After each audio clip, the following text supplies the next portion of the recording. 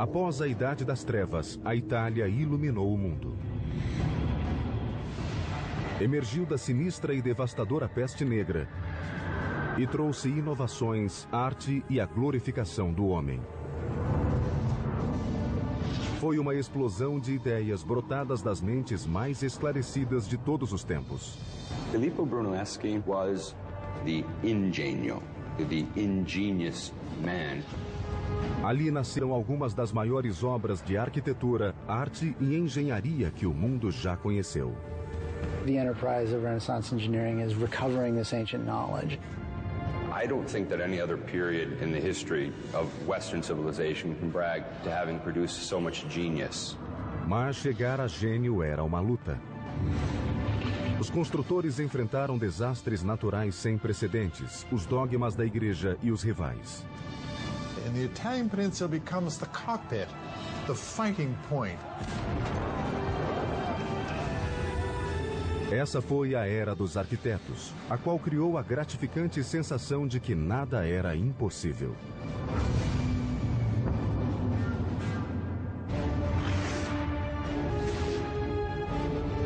Construindo um Império. O Mundo de Da Vinci. Ano 476 depois de Cristo. O grande Império Romano desabara e sepultara para sempre seu poder e domínio.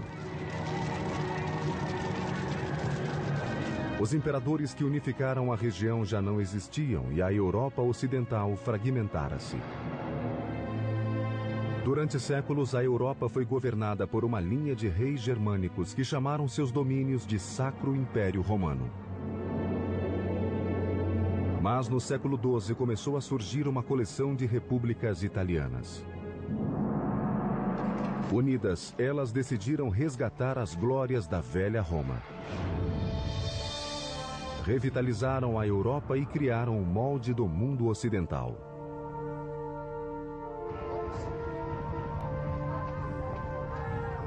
Hi, I'm Peter Weller. And in 2001, I came here to the city of Florence to finish a master's degree in Italian Renaissance art history at Syracuse University in Florence. The Italian Renaissance is as overwhelmingly mind-blowing as it is beautiful. It is the most impacting epoch of the last millennium. It is the age of invention with Da Vinci and Copernicus and Gutenberg. But it is also the age of the cult of personality. It is the time when that unknown artisan or craftsman will become the artist. It is the time when that nameless builder will become the architect. In the 12th and 13th centuries, Italy is really beginning this sort of rebirth. Because what's happening is that stability has been reinstituted onto the peninsula, mainly through the Holy Roman Empire, through the system that we call feudalism. The city is reborn. E nessas liberais cidades romanas surgiu novo tipo de líder. The rulers of the Italian city-states are the merchants. They're not the traditional aristocracy. They're not the traditional nobles. And this produces this extraordinarily vibrant urban life in the 13th century. Famílias como os Medici dirigiram bancos tanto quanto governavam cidades. A riqueza gerava poder. E o poder podia comprar arte e arquitetura. As cidades começaram a construir em grande escala, sempre de olho no vizinho e ciosas da própria independência.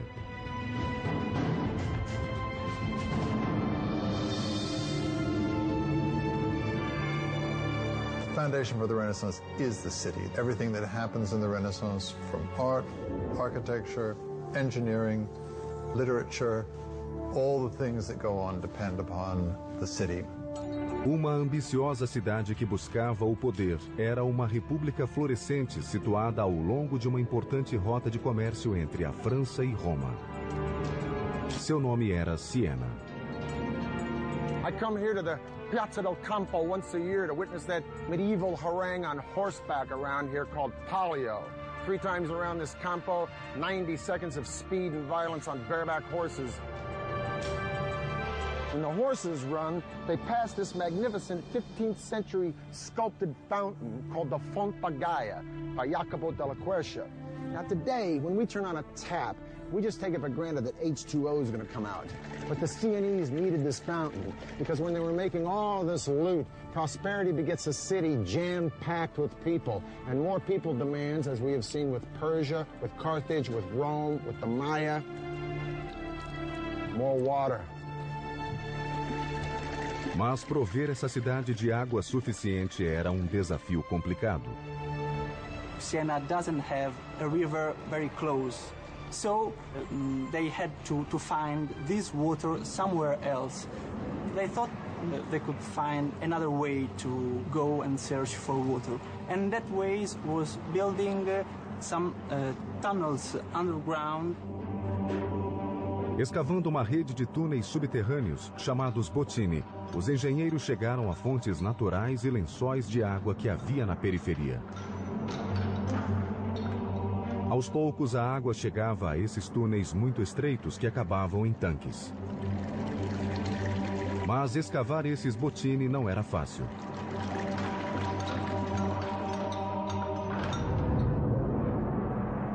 Eles usavam pás e picaretas para remover os depósitos de calcita em túneis de poucos centímetros de altura, escuros, poeirentos e insalubres.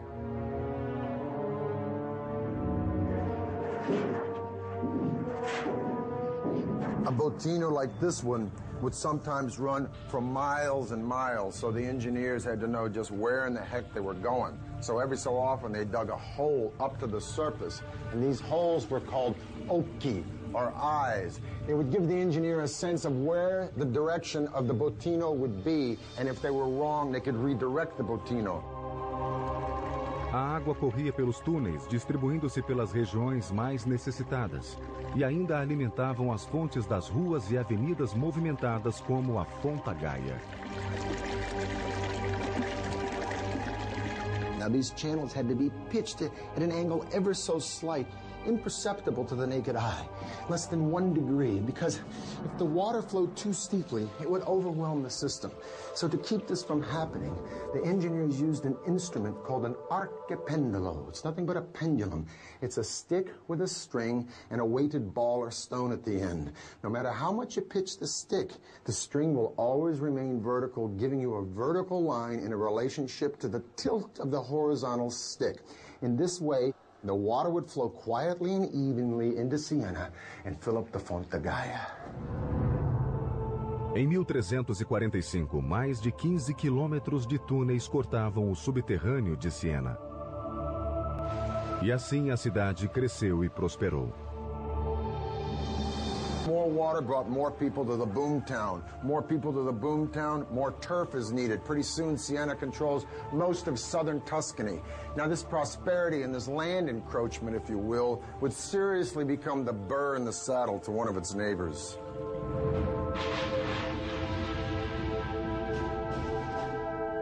Florence and Siena are the two dominant republics in Tuscany. It was a rivalry on all levels. Economic, political, artistically. And in the 13th century, the city-state of Siena, in all three of these categories, was probably Florence's superior. As duas repúblicas seguiam ombro a ombro até que Siena obteve vitória esmagadora na Batalha de Montaperte em 1260. Siena fights Florence. And to put it bluntly, Siena kicks ass. Florence goes home in humiliation and defeat. But guess what? That ain't gonna be for long.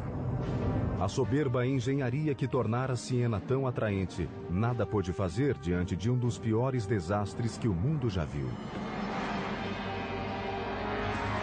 In 1347, the Black Death struck. And according to the eminent humanist writer Giovanni Boccaccio, who witnessed the Black Death, the disease killed so fast that you could lunch with your friends and dine with your ancestors in heaven. One conservative estimate is that Siena lost over 60% of its population in a matter of months. One thing is for certain, after the Black Death, Siena would never be a major player again on the stage of early modern Italy. That singular event probably marks the end of Sienna's role on a kind of international scene, and it also marks the beginning of Florence's rise to power.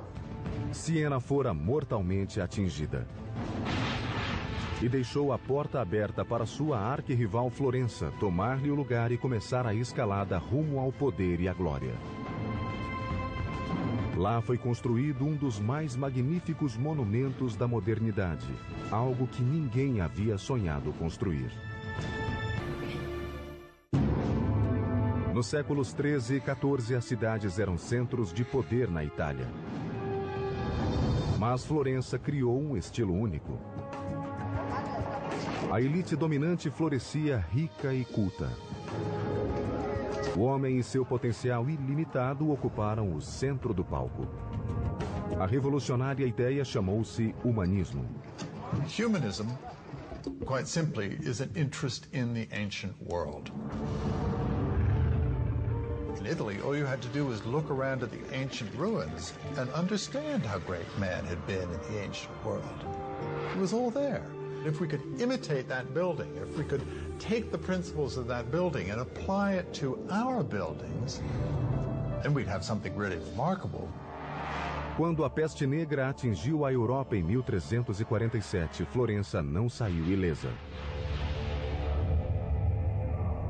Praticamente metade da população foi dizimada.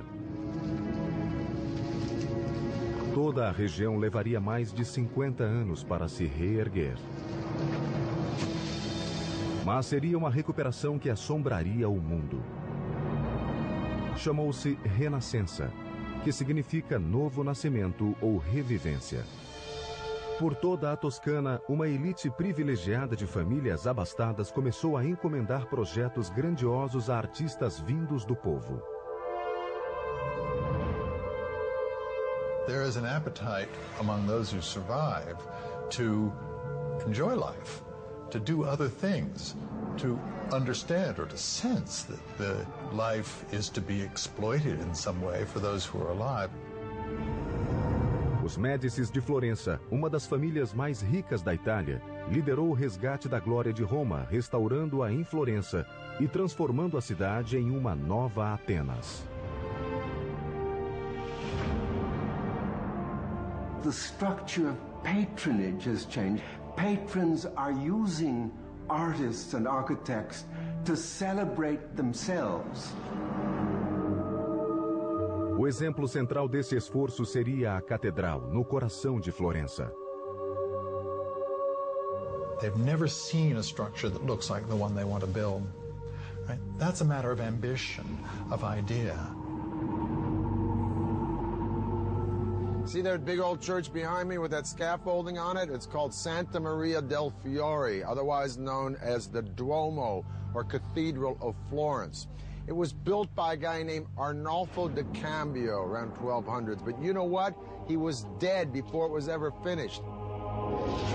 Arnolfo intended for the church to have a dome, but he's dead, so the church stands for a whole bunch of decades without any dome on it at all. Finally, in the 1400s, it's left up to a guy wearing a real genius suit named Filippo Brunelleschi to not only change the entire idea of building, to become an architect, but to make the entire field of architecture a design. Brunelleschi vinha de uma família de classe média e devia se tornar funcionário do governo tal como o pai. Mas ele amava e admirava as artes e começou estudando ourivesaria. It's only in his early 30s that he then moved over and began to become what we now call an architect. Now, Brunelleschi is a maverick and he's brash. His dad is a notary. Brunelleschi wants to study sculpture. Wonder how his dad reacted to that one, huh? Probably like my old man reacted when I told him I wanted to go to New York and become an actor. In any case, by his early 20s, Brunelleschi is a pretty fair goldsmith. Now, in 1401, the baptistry decides it wants to replace its doors, so they hold a competition. Competition comes down to two guys, Brunelleschi and the international Gothic man of the hour, Lorenzo Ghiberti. Brunelleschi was pretty good, but he ain't no Ghiberti. Ghiberti wins, Brunelleschi runs away with his tail between his legs, humiliated in defeat. He loses the competition to Ghiberti in 1401. And it sets up the kind of perfect opportunity for him to leave the city of Florence, then go to Rome and study the secrets of the ancients. Brunelleschi deve ter passado quase 2 décadas em Roma, examinando as obras mais importantes da engenharia antiga. Renaissance Italians are fascinated with the way Romans did everything, the way things were done in ancient Rome, and building is no exception. A big part of the enterprise of Renaissance engineering is recovering this ancient knowledge. Uma obra em particular deve ter causado especial impacto em Brunelleschi: o Panteão. Teriam os romanos descoberto o modo de construí-lo sem as armações de apoio? Nessas 2 longas décadas, ele deve ter examinado cada centímetro do domo, cujo diâmetro ultrapassava os 40 metros, tentando desvendar o segredo de sua construção.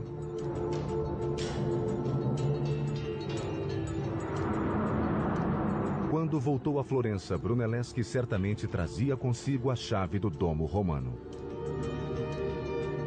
It seems that Brunelleschi reappears in Florence just at the time that the opera of the cathedral was in fact planning on this competition for the design of the dome.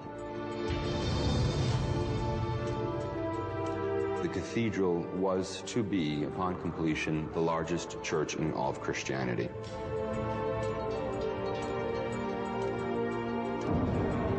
A catedral seria um dos grandes desafios da engenharia italiana. They were building it large to sort of show the world exactly how important this city was on all levels. The problem was that they were setting themselves up for a big fall. Diferindo dos demais arquitetos, Brunelleschi propôs um método que o expôs ao ridículo. Projetou o domo sem os tradicionais arcobotantes, nem apoios de madeira, nem armação interna. General public opinion was that Brunelleschi had gone very simply mad. They also began to realize that no one else seemed to have any clearer picture of how to pull this thing off, and so they began gradually sort of heed his words. Brunelleschi conseguiu seduzir os juízes com o projeto, mas para sua consternação, a comissão estipulou uma condição que ele julgou aviltante. It seems that fate would rear its ugly head because he would have to share that role with his nemesis, Lorenzo Ghiberti. Muitos estavam convencidos de que o projeto não daria certo. Brunelleschi não só teria de projetar o domo, como precisaria arquitetar a derrota do rival. A 7 de agosto de 1420, com o arquiteto supervisionando cada detalhe, finalmente teve início a construção do grande domo. What Brunelleschi decides to do is to construct not one dome, but 2. A dome within a dome. Dentro da catedral, os fiéis poderiam apreciar a belíssima decoração interna do domo. Por fora, entretanto, o segundo domo tinha propósito mais funcional. He would use that second shell to protect the inner dome from rain, but at the same time to make the entire structure look more gonfia et magnifica, more swollen and magnificent. Para dar às cúpulas uma base estrutural, nervuras de mármore foram instaladas em cada vértice do domo octogonal. A seguir, uma série de arcos foi construída para cruzar com as nervuras em ângulos de 90 graus. Mas Brunelleschi enfrentou um problema logístico. Achar um modo de içar várias toneladas de material a mais de 60 metros. And so Brunelleschi devises something we call the ox hoist. Atrelados a um timão, 2 bois faziam girar um pilar que erguia e baixava um guindaste. A marca do gênio estava numa rosca que mudava as engrenagens para a frente e para trás. Ou seja, os bois não precisavam ser desatrelados para trocar de lugar. Ficavam andando na mesma direção tanto para erguer quanto para baixar o guindaste, economizando horas diárias de trabalho. Nessa tarefa foram içadas mais de 30.000 toneladas de material. Apesar de todo esse trabalho, cada peça ainda precisava ser transportada lateralmente e colocada no ponto exato a dezenas de metros de altura. Para resolver esse problema aparentemente insolúvel, Brunelleschi projetou outro tipo de guindaste, chamado castello. The castello was a crane that they used to move weights horizontally. Instalado no alto da cúpula e semelhante a um cavalete, tinha um sistema de trave mestra e contrapeso, permitindo a colocação do material com precisão milimétrica. These are the machines that he was introducing, and these are the machines that made it possible for such a dome to have been built. Mas toda essa criatividade ainda não resolvia o desafio fundamental de um domo desse tamanho sem nenhum apoio interno. Brunelleschi ainda precisava evitar um desmoronamento. A tarefa exigia um grande salto de imaginação combinado com engenhosidade e cálculos precisos.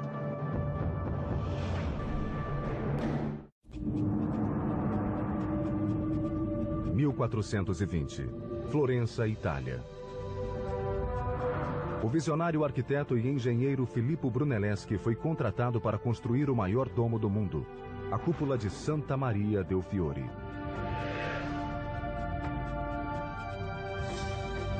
Como o domo não tinha suporte, o desafio era evitar seu desabamento. Now, it's one thing to invent a clutch and a flywheel, and you got the donkey only going in one direction, saves a lot of time, and then you invent a crane, it brings the stuff up high.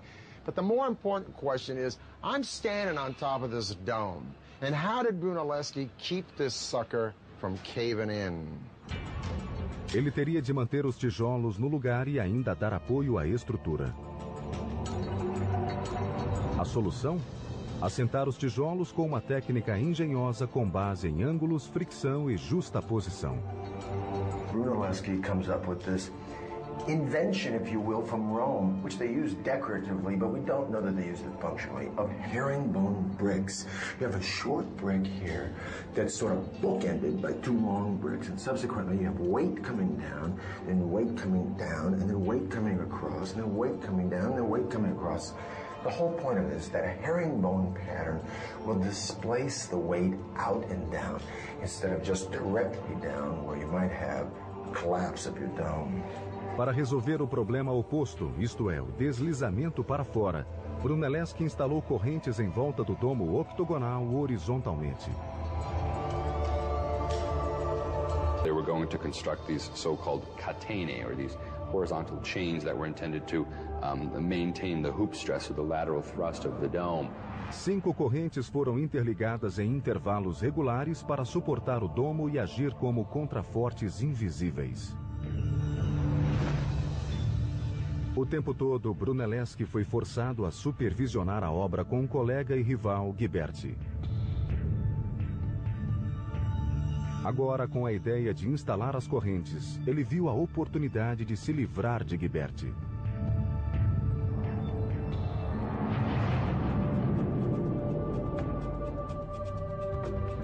In August of 1423, Brunelleschi called in sick. Ghiberti, rather reluctantly, then begins the direction of the placement of these wooden chains. And as soon as Brunelleschi heard that the process had begun, he miraculously recovers, inspects the quality of Ghiberti's work, and criticizes it publicly, saying they would have to undo everything he had done. Ghiberti retirou-se humilhado, e Brunelleschi foi nomeado chefe vitalício de todo o projeto. A 30 de agosto de 1436, após 16 anos de construção, o maior domo de alvenaria do mundo ficou pronto. Mas a carreira de Brunelleschi apenas se iniciava.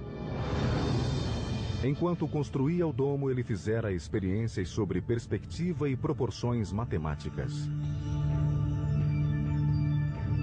Embora seus projetos de estruturas parecessem simples e claros, havia muitos aperfeiçoamentos relativos a linhas e espaços. Uma de suas grandes inovações foi um conceito que até hoje é utilizado na engenharia: a perspectiva de um ponto de fuga.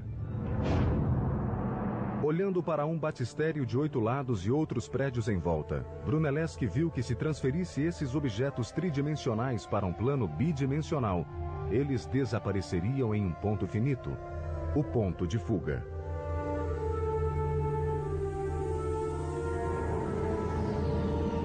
O tamanho aparente de um objeto diminuía à medida que aumentava a distância do observador.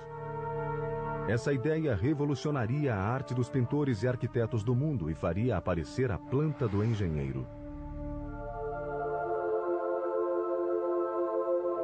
What it does in architecture is change the game all the way through Frank Lloyd Wright and to Frank Gehry today. Because architecture is no more just building. It isn't figuring it out in the dirt and saying, hey, if this wall is that long, we got to make the spire that high. Now they can deduce it and put it on paper. It's no longer the builder who's in control, it's the architect. Before Brunelleschi, most projects were based on approximate models.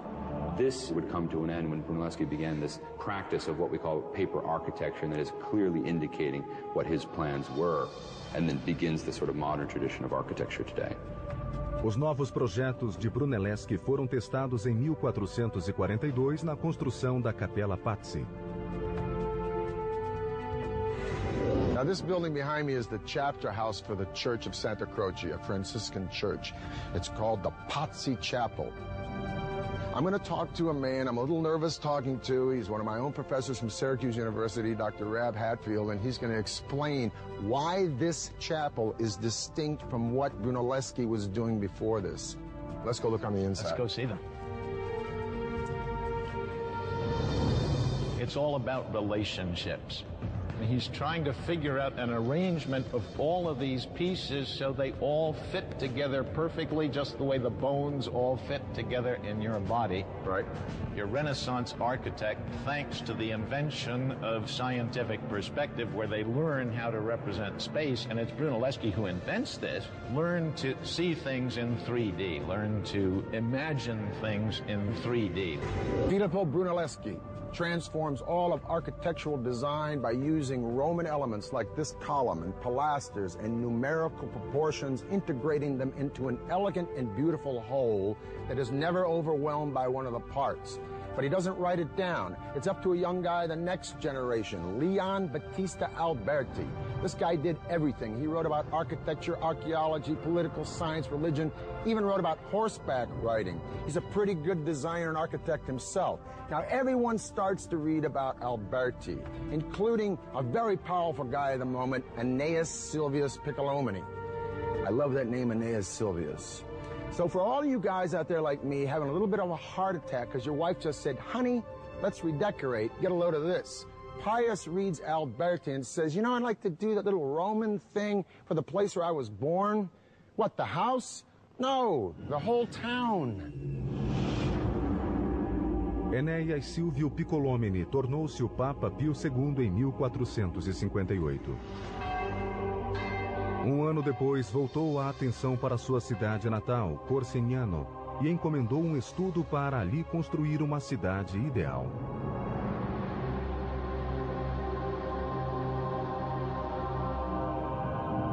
This is the Tuscan town of Pienza. And this is my friend and a guy who taught me, Rocky Ruggiero from Syracuse University. I want to ask you first, is this the first real Renaissance town that's planned as such? To come to this backwater town where, you know, population is a couple of 100 people, it kind of gives Pius free rein. So what he does is to create this rather imposing cathedral. And it's that first impression that you get. And then around this particular structure, he will organize all of the other various archetypes. If this piazza is so perfectly planned with its perfect bishop's palace and its cathedral, why are these streets always crooked? I come up here, I don't know where I'm going. This is actually done intentionally. One thing they didn't want to do was to let people know how small it was. And so they intentionally keep these streets from forming a direct axis so that you always have a corner that's sort of obstructing your view, and it makes it seem much larger than it actually is. Quando as obras terminaram em 1464, mais de 40 prédios tinham sido construídos ou reformados. Cada um era uma importante expressão dos ideais revolucionários. A cidade como um todo espelhava o significado da própria época. Contudo, a sensação de harmonia em Pienza não durou muito. Os ideais que glorificavam o homem e o potencial humano sofreriam duro revés.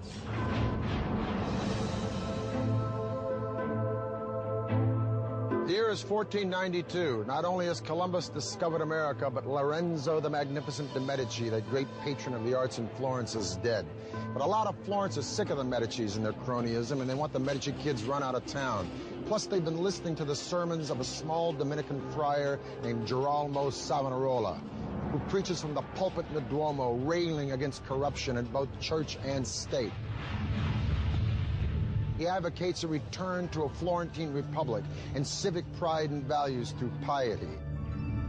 Savonarola warns that if Florence doesn't get its house in order, the winds of God's vengeance will blow through the city, and indeed an evil wind is ready to roll all the way through Italy in the form of Charles VIII of France, who wants to reclaim Naples in the name of his country and threatens to sack any Italian town who stands in his way. Savonarola begins to predict an invasion of some sort. And when it finally comes, he's able to say, you see, I predicted this, I foretold it. He is able to kind of pass himself off as a prophet almost in the Old Testament mode. A previsão do padre dominicano seria concretizada. Em 1494, Carlos VIII, rei da França, posicionou-se na fronteira toscana, pronto para marchar sobre a Itália. A Itália era um caos de pequenas repúblicas que brigavam entre si e achava-se muito vulnerável.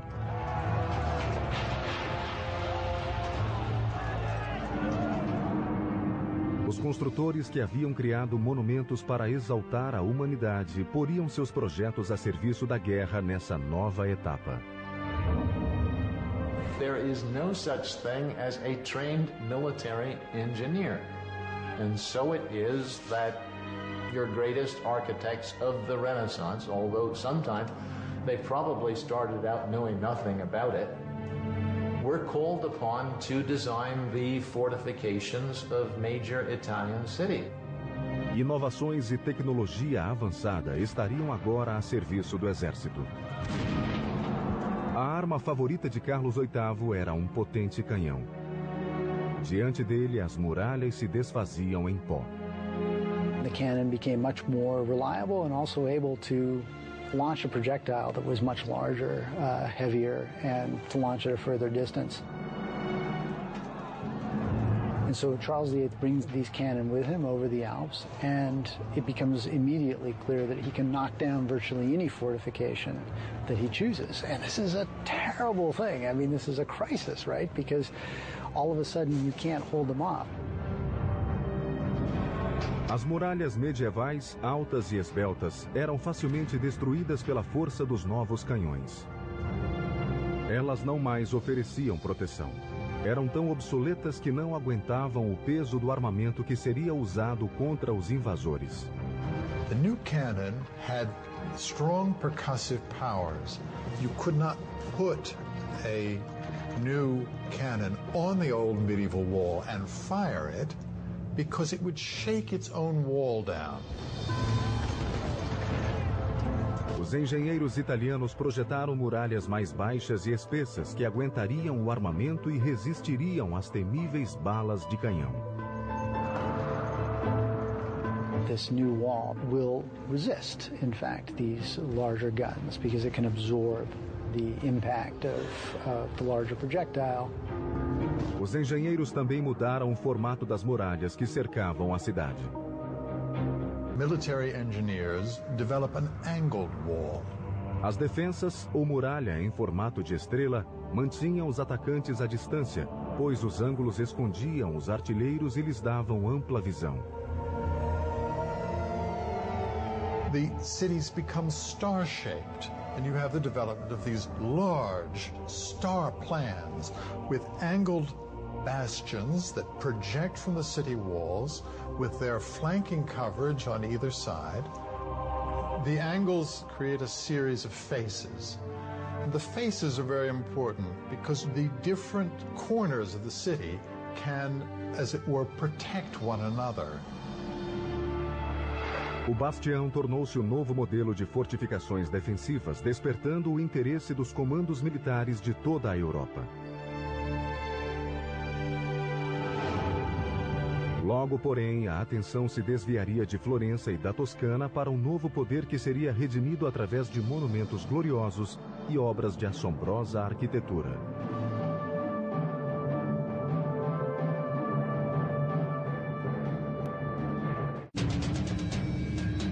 Século XV, Itália.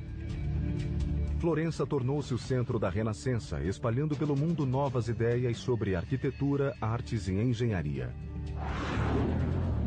Mas a atenção de todos logo se voltaria para um antigo poder que retomava seu lugar com força e majestade. O foco do poder e glória voltava à cidade que havia conquistado o mundo: Roma. In the early 1300s, there's a big beef in Rome about who exactly is pope. So the rightful pope supposedly goes off to France. And for the next several decades, the papacy lives in France. Now, by the 1370s, when the popes come back to Rome, Rome is a ghost town.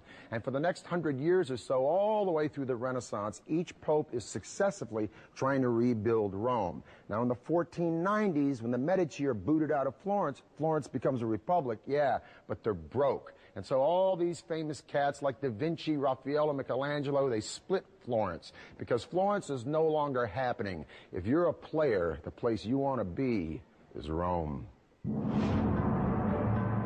Rome had been nothing in the 14th century because the popes had moved out. But they come back in the early 15th century, and from that point on, they began gradually to reorganize the papal state. Papa em particular desencadearia uma onda de revitalização e engenharia sem precedentes. Seu nome era Sisto V. Sixtus and the popes who come after him feel the need to turn Rome into an important and impressive capital city, the capital of Christendom. Sixtus V sort of took it upon himself to re-urbanize the city. Para voltar a ser o lar da Igreja Católica, Roma precisava de uma remodelação total. A tarefa de reformar uma cidade não era pequena. Primeiro, Sisto resolveu limpar as ruas de marginais. A cidade fervilhava de criminosos e o Papa simplesmente mandou reuni-los e matá-los. O passo seguinte foi restaurar os aquedutos, um dos maiores símbolos da engenharia romana. Quando a água voltou, a população cresceu e a cidade floresceu. As estradas foram pavimentadas e as ruas alargadas. A cidade explodiu em grandes construções. Mas Sisto não estava satisfeito. Ele tinha um plano para a cidade: fazer dela um reduto de desenvolvimento e cultura através de monumentos estonteantes. One of his particular practices was, in fact, to use the ancient Egyptian obelisks that had been brought to the city by the ancient Romans.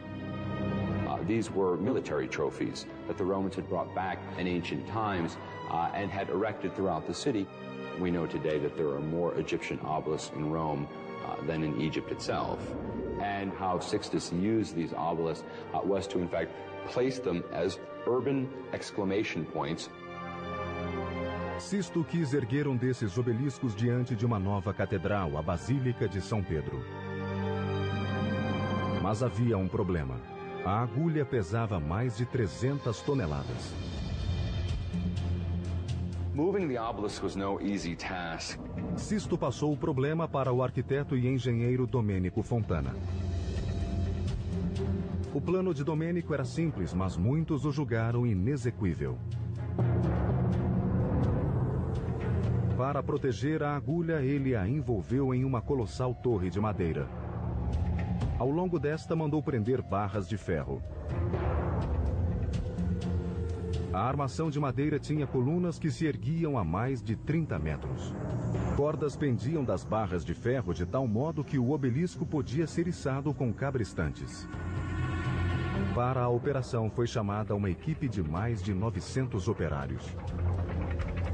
Com 40 cabrestantes, a agulha foi erguida do chão e pousada sobre uma plataforma rolante que a levaria ao novo local.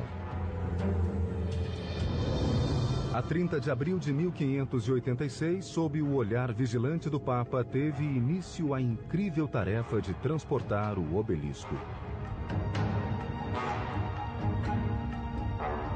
When the men were hoisting it up, they were under command to remain silent throughout the whole process, under pain of death, if one of them, in fact, broke the silence. Finalmente, após 17 dias de penoso avanço, o obelisco chegou ao novo lar, em frente da Basílica de São Pedro, onde está até hoje. A notícia da extraordinária revitalização de Roma espalhou-se pela Europa. A capital do Velho Mundo ocupava novamente o centro do palco. A era dos arquitetos, iniciada em Florença, seguia caminho em Roma e no resto da Europa. Artists of all sorts could create such beauty, such wondrous works of art on the scale of St. Peter's Basilica, like the obelisks that were erected throughout the city of Rome, like the dome of the cathedral in the city of Florence. It gave the human significance again, and it gave us a bit of an attitude as well, that we are again the center of all things. And many people think it is with the Renaissance that modern culture actually begins.